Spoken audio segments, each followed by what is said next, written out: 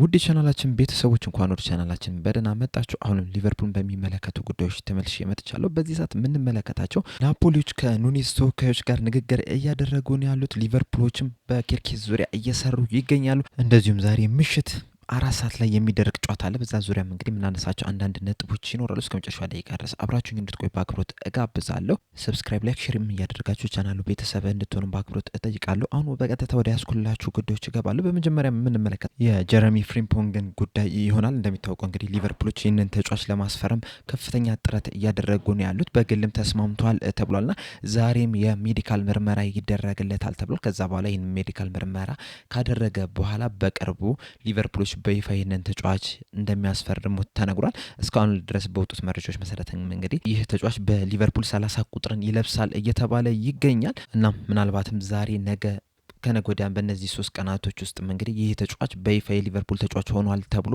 ሊነገር ይችላል። ወደ ሌላኛው ዘገባ ስንገባ ደግሞ ሊቨርፑሎች እንግዲህ የግራ መስመር ተከላካይ ቦታውን እንግዲህ ለማጠናከር በጣም ከፍተኛ ጥረት እያደረጉ ነው የሚገኙትና በሊቨርፑል ሊስት ውስጥ ቀዳሚ ስፍራ ላይ የተቀመጠው ደግሞ የበርንማውስ ተጫዋች የሆነው ሚሎስ ኬርኬዝ ነውና አሁን ላይ እየወጡት ባሉት መረጃዎች መሰረትም እንግዲህ ሊቨርፑሎች ከሚሎስ ኬርኬዝ ጋር በጣም ከፍተኛ ንግግር እያደረጉ ነው ያሉት። ወደ ተሻለም ቦታም ደርሷል እየተባለ ይገኛል ና ምናልባትም የሊቨርፑል ሁለተኛው ፈራሚም ሆኖ ሊመጣ ይችላል እየተባለ ይገኛል። ነገር ግን ደግሞ እዚህ ጋር ትንሽ አስቸጋሪ የሚያደርገው ከበርንማውዝ ጋር የሚደረገው ድርድር ነው። ምክንያቱም እንግዲህ በርንማውዞች የክለባቸው ምርጥ ተጫዋች የሆነውን ዲን ሁድሰንን ለማድሪድ አሳልፈው መስጠታቸው አይዘነጋም። በይፋም ይህ ውድድር ዘመን ካለቀ በኋላ ማድሪዶችን ይቀላቀላል ተብሏልና ይህንን ምርጥ ተጫዋች በሸጡበት አመት ሌላኛውን ምርጥ ተጫዋቻቸውን በእንደዚሁ በቀላሉ ይለቁታል ተብሎ አይጠበቅምና ምናልባትም ከሊቨርፑል ጋር የሚደረገውን ድርድር በጣም አስቸጋሪ ሊያደርጉት ይችላሉ እየተባለ ይገኛልና ሊቨርፑሎችም እንግዲህ ይህንን ተጫዋች ማስፈረም ቀዳሚ ምርጫቸው ቢሆንም ነገር ግን ደግሞ ይህ ተጫዋች ወደ ሊቨርፑል ባይመጣና ይህ ዝውውር ባይሳካ ደግሞ ሌላኛው አማራጭ አድርገው የያዙት ተጫዋች አለ ተብሏል። ይህ ተጫዋችም እንግዲህ የአያክስ አምስተርዳም ተጫዋች የሆነው ሀቶ ነው። ሀቶ እንግዲህ ከዚህ በፊትም ከሊቨርፑል ጋር ስሙ ሲያያዝ ነበርና እንደ አማራጭ አድርገው ይዘውታል ነው እየተባለ የሚገኘው። ነገር ግን ይህ ሁላ የሚፈጸሙ የኬርኬዝ ጉዳይ የማይጠናቀቅ ከሆነ ወይም ደግሞ የማይሳካላቸው ከሆነ ብቻ ነው ተብሏልና ሊቨርፑሎች እንግዲህ ቅድሚያ የሚሰጡት ለኬርኬዝ ነው። ነገር ግን ደግሞ ሀቶም ጥሩ አማራጭ ነው ተብሎ ነው እየተነገረ የሚገኘው። ይህ ተጫዋች እንግዲህ በመሀል ተከላካይ ቦታ መጫወት የሚችል ነው፣ በግራ መስመሩ ላይ እንደዚሁም ደግሞ የግራ ክንፉንም ቦታ ከቨር ማድረግ የሚችል ተጫዋች ነውና ያ ማይሳካ ከሆነ ወደዚህ ይሄዳሉ ተብሎ ይጠበቃል። ነገር ግን ሊቨርፑሎች እንግዲህ የኬርኬዝን ጉዳይ ለመጨረስ በጣም በከፍተኛ ሁኔታ እየሰሩ ይገኛሉ። እንደውም እነዚህ በጥቂት ጊዜያቶች ውስጥም እንግዲህ ያለፉትን 1 ሳምንት 2 ሳምንት ውስጥ እንግዲህ ኬርኬዝን በሶሻል ሚዲያው በተለይ ደግሞ በኢንስታግራም በኤክስም በትዊተር ምናምን ማለት ነው አንዳንድ ሊቨርፑል የሚመለከቱ ጉዳዮችን እንግዲህ ላይክ እያደረገ ነው የሚገኘው። በቅርቡም እንግዲህ ፋብሪዞ ሮማኖ ትዊት ያደረገው ነበርና ያንንም ትዊት ደግሞ ላይክ አድርጎታልና ይህም ተጫዋች ወደ ሊቨርፑል መምጣት ይፈልጋል። ሊቨርፑሎችም ይህንን ተጫዋች ማስፈረም ይፈልጋሉ። አሁን ትልቁ ድርድር የሚካሄደው እንግዲህ በሊቨርፑልና በበርንማውዝ መካከል ነው እና ይህ ዝውውር እንግዲህ ይሰምራሉ የሚለውን ነገር እንግዲህ አብረን የምንመለከት ይሆናል። ሊቨርፑሎች እንግዲህ ነገሮችን ቶሎ ለመጨረስ በጣም ከፍተኛ ጥረት እያደረጉ ነው የሚገኙት። በተለይ ደግሞ ዘንድሮ እንግዲህ ለክለቦች ዓለም ዋንጫ በሚል ቀድሞ ነው የዝውውር መስኮቱ የሚከፈተውና ምናልባትም እዛ ላይ ለመጨረስ እየሰሩም ሊሆኑ ይችላሉ። ነገር ግን ደግሞ ሊቨርፑሎች ለማስፈረም ብቻ አይደለም ተጫዋቾችንም እንግዲህ ይለቃሉ ተብሎ ነው የሚጠበቀው። አንደኛው ይለቃል ተብሎ ከሚጠበቁ ተጫዋቾች መካከልም እንግዲህ ኑኔዝ ነው። በኑኔዝ ዙሪያም እንግዲህ አዳዲስ መረጃዎች እየወጡ ነው የሚገኙት። አንዳንድ መረጃዎች ከሳውዲ ፕሮ ሊግ ጋር ሲያያይዙት፣ አንዳንድ መረጃዎች ደግሞ ከናፖሊ ጋር እያያዙት ይገኛሉ። እንደ ካልቾ መርካቶ ዘገባ ከሆነ እንግዲህ የናፖሊ ስፖርቲንግ ዳይሬክተር የሆነው ጆቫኒ ማና ኑኔዝ ተወካዮች ጋር ንግግር አድርጓል። ተደጋጋሚ ንግግርን አድርጓል።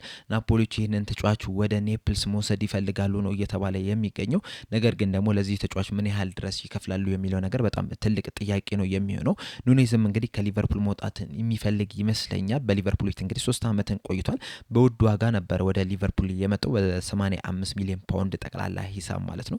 ነገር ግን ደግሞ በሊቨርፑል በቆያባቸው አመታት እንግዲህ ስኬታማ አይደለም የነበረው። በተለይ ዘንድሮ ደግሞ በጣም ወርዶ የታየበት ነው። የተለያዩ ትልልቅ ቻንሶችን ሲስት የተመለከትንበት ነውና ሊቨርፑሎችም ይህንን ተጫዋች መሸጥ ይፈልጋሉ። ይህም ተጫዋች እንግዲህ ከሊቨርፑል መልቀቅን ይፈልጋል ተብሎ ነው የሚጠበቀውና ይህንንም ተጫዋች ለማስፈረም እንግዲህ የተለያዩ ክለቦች ብቅ ብለዋል። ናፖሊ ብቻ አይደለም፣ በአውሮፓ ከሚገኙ ክለቦች እንግዲህ አትሌቲኮ ማድሪድም ይህንን ተጫዋች ማስፈረም ይፈልጋሉ ሲባል ነበር። ኖቲንጋም ፎረስትም ፍላጎት አላቸው የሚባል አንዳንድ መረጃዎች ሲወጡ ነበርና ከሊቨርፑል የመውጣት ቻንሱ በጣም የሰፋ ነው። ነገር ግን በአውሮፓ ናፖሊዎች በጣም ቀዳሚ ተመራጭ ናቸው ነው እየተባለ የሚገኘው። ነገር ግን ደግሞ ሊቨርፑል የሚጠይቁትን ያህል ገንዘብ ይሰጣሉ የሚለው ነገር በጣም ትልቅ ጥያቄ ነው። በእርግጥ ካቫርስኬሊን የሸጡበት ሂሳብ አላቸው። ነገር ግን ደግሞ ያንን ሙሉ ለሙሉ ኑኔዝ ላይ ይጠቀማሉ የሚለው ነገር እንግዲህ በጣም ትልቅ ጥያቄ ነው የሚሆነው። ነገር ግን እሱን ለማስፈረም በጣም ከፍተኛ ጥረት እያደረጉ ይገኛሉ። ነገር ግን ደግሞ ኑኔዝን የሚፈልጉት ናፖሊዎች ብቻ አይደሉም። የሳውዲ ፕሮ ሊግ ክለቦችም ይህንን ተጫዋች ለማስፈረም በጣም ፍላጎት አላቸው ነው እየተባለ የሚገኘው። የሳውዲ ጋዜጠኛ የሆነው አሽራቅ አልዋሳት እንደዘገበው ከሆነ እንግዲህ የሳውዲ ፕሮ ሊግ ክለቦች ይህንን ተጫዋች ለማስፈረም በጣም ከፍተኛ ፍላጎት አላቸው፣ ቀዳሚ ስፍራም ተሰጥቶታል እየተባለ ነው የሚገኘውና ናፖሊዎች እንግዲህ ከሳውዲ ፕሮ ሊግ ክለቦች ጋር መፎካከር መቻል አለባቸው። ለሊቨርፑል እንግዲህ ሳውዲ ፕሮ ሊግ ክለቦች ከፍተኛ ገንዘብን ያቀርባሉ ተብሎ ነው የሚጠበቀው። ምናልባትም እንግዲህ ለኑኔዝም ከፍተኛ ደሞዝን ያቀርባሉ ተብሎ ነው የሚጠበቀው፣ ከዚህ በፊትም እንደተመለከት ነው ማለት ነውና መጨረሻው ወሳኝ የሚሆነው እንግዲህ ኑኔዝ ነው። ምክንያቱም ኑኔዝ የት መጮት እንደሚፈልግ የሚያውቀው እሱ ስለሆነ ወይ ብሩን ይመልጣል ወይ ደግሞ በአውሮፓ መቀጠሉን ይመርጣልና ለሊቨርፑሎች ግን ጥሩ ሂሳብን የሚያገኙበት ግን የሳውዲ ፕሮ ሊግ ክለቦች ይመስለኛል በጣም በከፍተኛ ዋጋ ሂሳብ ሲወስዱ ስለተመለከትን። አሁን ለምሳሌ ጆን ዱራን ራሱ ወደ 70-80 ሚሊዮን ፓውንድ ከፍለውበት ነው የወሰዱትና ምናልባትም በዛ ተመሳሳይ ሂሳብም ኑኔዝን ለመውሰድ ፍላጎት አላቸው ተብሎ ነው እየተዘገበ የሚገኘው። እንደሚታወቁ እንግዲህ በጃንዋሪ ዙር መስኮት እስከ 70-75 ሚሊዮን ፓውንድ ድረስ ለሊቨርፑል አቅርበው ነበር። ነገር ግን ደግሞ ሊቨርፑሎች ለሱ ተተኪ ተጫዋች ስላልነበራቸው ይህንን ተጫዋች አልለቀቁትምና አሁንም ፍላጎታቸው አልጠፋም። ተመልሶም በክረምት የዝውውር መስኮት ይመጣሉ ተብሎ ነው የሚጠበቀው። በተለይ ደግሞ አልሂላል ቀዳሚ ፈላጊ ሆኖ ሊመጣ ይችላል። ምክንያቱም አልሂላሎች እንግዲህ በክረምቱ የክለቦች የዓለም ዋንጫ ላይ ይሳተፋልና እዛ ከመሄዱ በፊት እንግዲህ ራሱን ማጠናከር ይፈልጋል። አንደኛው ምርጫቸውም ኑኔዝ ነው እየተባለ ነው የሚገኘውና ምናልባትም ከፍተኛ ገንዘብ ለሱም ለሊቨርፑልም ሊያቀርቡ ይችላሉ። ሊቨርፑሎችም ምናልባትም እንግዲህ እሱን ለመግዛት ያወጡበትን ሂሳብ ሊያገኙ የሚችሉበት ሁኔታ አለ። ከዛ እሱ ከወጣ በኋላ እንግዲህ የተለያዩ ቦታዎችን ያጠናክራሉ ተብሎ ነው የሚጠበቀው። የተለያዩ አጥቂዎችን ሊያመጡ ይችላሉ ተብሎ ነው የሚጠበቀው።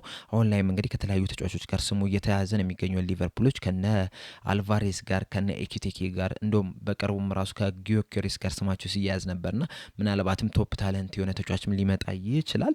ሌላኛው የምንመለከተው እንግዲህ ዛሬ የሚደረገውን ጨዋታ ይሆናል። ዛሬ እንግዲህ ምሽት 4 ሰዓት ላይ የሚደረግ ጨዋታ አለ። ሊቨርፑል ከብራይተን ጋር የሚያደርገው ጨዋታ አለ። ለሊቨርፑል እንደ መርሃ ግብር ማሟያ ነው። ነገር ግን ደግሞ ለብራይተኖች ወሳኝ የሚባል ጨዋታ ነው። ምክንያቱም እንግዲህ በዚህ ሰዓት እንግዲህ ብራይተኖች 9ኛ ደረጃ ላይ ነው የተቀመጡት ከ8ኛ ደረጃ ላይ ካለው ከብሬንትፎርድ ጋር በነጥብ እኩል ሆኖና ቀጣይ አመት ላይ ደግሞ በዚህ ሰዓት እንግዲህ የተረጋገጠ 7 ክለቦች በቀጣይ አመት ላይ የአውሮፓ ውድድሮች ላይ ይሳተፋሉ። ነገር ግን ደግሞ 8 ሊሆን የሚችልበት ቻንስ አለና ብራይተኖች እንግዲህ ከብሬንትፎርድ ጋር ከፍተኛ ፉክክር ይኖራቸዋልና ብራይተኖች ይህንን ጨዋታ ማሸነፍ ምናልባትም ቀጣይ አመት ላይ በአውሮፓ ውድድሮች ላይ እንዲሳተፉ ሊያደርጋቸው ይችላልና ለነሱ በጣም ወሳኝ የሚባል ጨዋታ ነው የሚሆነው። ለሊቨርፑል ግን ያን ያህል አይደለም። በእርግጥ በዚህ ጨዋታ ላይ እንግዲህ ሪከርድ ሊያሻሽሉ የሚችሉበት ቻንስ አለ። ይህ ሪከርድ እንግዲህ ከሜዳ ውጭ ባደረጓቸው እያንዳንዱ ጨዋታዎች እንግዲህ ጎሎችን በማስቆጠር እንደዚሁም ደግሞ ቨርጂል ቫንዳይክም አዲስ ሪከርድ ሊያስመዘገብ ይችላል።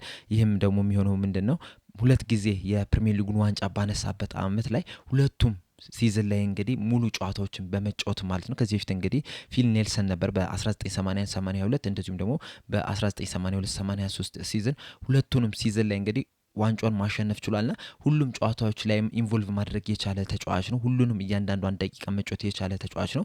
ቨርጂል ቫንዳይክ እንግዲህ 2 ጨዋታዎች ብቻ ነው የሚቀሩት በዛሬው ዕለት ከብራይተን ጋር የሚደረገው እንደዚሁም ደግሞ ቀጣይ እሁድ ከክሪስታል ፓላስ ጋር በሚደረገው ጨዋታ እንግዲህ እያንዳንዷን ደቂቃ 90 ደቂቃ መጫወት የሚችል ከሆነ ይህንን ሪከርድ መጋራት ይችላል። እስካሁን ድረስ ባደረጋቸው ጨዋታዎች እንግዲህ በዚህ ሲዝን እያንዳንዷን ደቂቃ ላይ ተጫውቷል። እንደዚሁም ደግሞ በ2019-20 ፕሪሚየር ሊግ ዋንጫ ባነሳንበትም ጊዜም እንግዲህ እያንዳንዷን ደቂቃ መጫወት ይችላልና ይህንንም ሪከርድ የሚያሻሽልበት ነው የሚሆነው። ነገር ግን ይህ ጨዋታ ደግሞ ቀላል ይሆናል ተብሎ አይጠበቅም። ብራይተኖች እንግዲህ ጠንካራ የሚባሉ ቲሞች ናቸው። ምንም እንኳን ባለፉት 19 ጨዋታዎች ሊቨርፑል 12ቱን ቢያሸንፍም ብራይተኖች 3 ጊዜ ብቻ ቢያሸንፉም ነገር ግን ደግሞ እያንዳንዷን ጨዋታ ከተመለከተ ለሊቨርፑል በጣም አስቸጋሪ ጨዋታ ነበረ ያደረጉበት።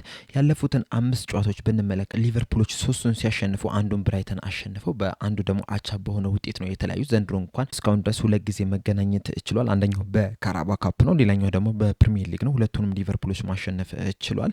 በፕሪሚየር ሊጉ ለመጨረሻ ጊዜ በተገናኙበት ሰዓት እንግዲህ ሊቨርፑል 2-1 በሆነ ውጤት ማሸነፍ ችሏል። በአንፊልድ በተደረገ ጨዋታ ግቦቹንም መሐመድ ሳላህና ኮዲ ጋክፖ ነበረ ነበረ ያስቆጠሩት። ከዛ በፊት በተደረገ ጨዋታ ደግሞ በአሜክስ በተደረገ ጨዋታ በካራባኦ ካፕ ላይ ሊቨርፑል 3-2 በሆነው ውጤት ማሸነፍ ችሏል። በዛ ጨዋታ ላይም እንግዲህ ለሊቨርፑል ግቦችን ኮዲ ጋክፖ ሁለቱን ሲያስቆጥር እንደዚሁም ቆሪዋን ደግሞ ሉዊስ ዲያዝ ማስቆጠር ችሏል። ነገር ግን ከባድ የነበረ ጨዋታ ነው። ዛሬም እንግዲህ ብራይተኖች ከባድ ሆኖ ይመጣሉ ተብሎ ነው የሚጠበቀው። ወቅታዊ አቋማቸውን ስንመለከት ደግሞ ባለፉት 5 ጨዋታዎች ብራይተኖች እንግዲህ ሁለቱን ማሸነፍ ሲችሉ በሁለቱ ደግሞ አቻ ወጥተው በአንዱ ተሸንፏል። ሊቨርፑሎች በአንጻራቸው ደግሞ ከ5ቱ ጨዋታዎች 3ቱን አሸንፈው አንዱን አቻ ወጥተው በአንዱ ተሸንፏል። ለመጨረሻ ጊዜ ያደረጉትን ጨዋታ ስንመለከት ሊቨርፑል ከአርሰናል ጋር 2-2 በሆነ ውጤት ሲለያይ፣ እንደዚሁም ብራይተኖች ደግሞ ወልቭስን በሜዳቸው 2-2 በሆነው ውጤት ማሸነፍ ችሏል። ስለዚህ እንግዲህ ዛሬም ብራይተኖች ጠንካራ ሆኖ ይመጣሉ ተብሎ ነው የሚጠበቀው። ለሊቨርፑልም እንግዲህ ትልቅ ፈተና ሊሆኑ ይችላሉ። ሌላኛው በዚህ ጨዋታ ዙሪያ የምንመለከተው ነገር ደግሞ ግምታዊ አሰላለፍ ነው። ሊቨርፑሎች የትኛውን አሰላለፍ ይዘው ሊገቡ ይችላሉ የሚለውን ነገር እናነሳና ይህን ፕሮግራም የምናጠናቅቅ ይሆናል። ዛሬም እንግዲህ ሊቨርፑሎች የተለያዩ ለውጦችን ይዘው ሊገቡ ይችላሉ ብዬ ነው የማስበው። ከበረኛ ስንጀምር ምናልባትም ዛሬ ኬለርን ልንመለከት እንችላለን። እንደሚታወቁ እንግዲህ ኬቪን ኬለር በክረምቱ የዝውውር መስኮት ሊቨርፑልን ሊለቅ ይችላሉ ተብሎ ከሚጠበቁ ተጫዋቾች መካከል አንደኛው ነውና ምናልባትም ዛሬ የመጨረሻውን ጨዋታ ሊያደርግ የሚችልበት ቻንስ አለ። ተከላካይ ቦታ ላይ ስንመለከት ዛሬ ብራድሊም በቀኝ ክንፍ ላይ የሚጀምር ይሆናል። የመሀል ተከላካይ ጥምረቱን ደግሞ ዛሬ ቨርጂል ቫንዳይክና ኳንዛ ሊጀምሩ የሚችሉበት ቻንስ አለ። ምክንያቱም እንግዲህ ባለፈው ከአርሰናል ጋር በተደረገው ጨዋታ ኮናቴ የነበረ በቋሚነት የጀመረው፣ አሁን እንግዲህ ኳንዛ ይጀምራል ብዬ ነው የማስበው። በቀጣይ እሁድም ደግሞ በሚደረገው የመጨረሻ ጨዋታም ከክሪስታል ፓላስ ጋር ኮናቴ በቋሚነት ስለሚጀምር ምናልባትም የዛሬው ጨዋታ ለኳንዛ ሊሰጠው ይችላል። በግራ በኩል የሚጀምረውን ስንመለከት ዛሬ ሲሚካስ ሊጀምር የሚችልበት ቻንስ አለ። ይህም እንግዲህ እንደ ኬለር ሁላ ሊቨርፑል ሊለቅ ይችላል ተብሎ ከሚጠበቁ ተጫዋቾች መካከል አንደኛው ነውና ምናልባትም የመጨረሻውን ጨዋታ ሊጫወት የሚችልበት ቻንስ አለ።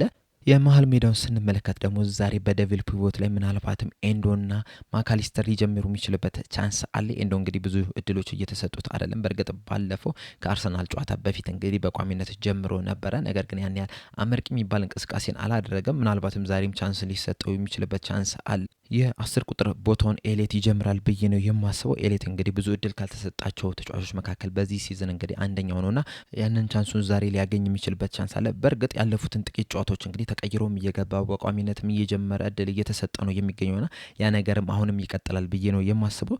የአጥቂ ስፍራውን ከተመለከት ነው በቀኝ ክንፍ ላይ ዛሬ መሐመድ ሳላህ ነው የሚጀምረው። መሐመድ ሳላህ እንግዲህ ለሪከርድ ነው እየሰራ የሚገኘውና ዛሬም እንግዲህ ያንን ሪከርድ የሚያሻሽልበት ቻንስ ሊኖር ይችላል። 9 ቁጥር ቦታ ላይ እንግዲህ ምናልባትም ዲያጎ ጆታን ልንመለከተው እንችላለን። ከዛ በክንፍ ደግሞ ዲያዝን በቋሚነት ልንመለከተው እንችላለን ብዬ ነው የማስበው። የኔ ግምታዊ አሰላለፍ እንግዲህ ይህንን ይመስላል። የእናንተ ግምታዊ አሰላለፍ ስለ ጨዋታው ያላችሁን እንደዚሁም ደግሞ ጨዋታው ስንት ለስንት ሊያልቅ ይችላል የሚለውን ነገር ግምታችሁን እዚህ ኮሜንት ሴክሽን ላይ በመጻፍ አሳውቁኝ። ለአሁን እዚህ ላይ ያበቃው። በቀጣይ በሌላ እስከምንገናኝ ድረስ ቻው።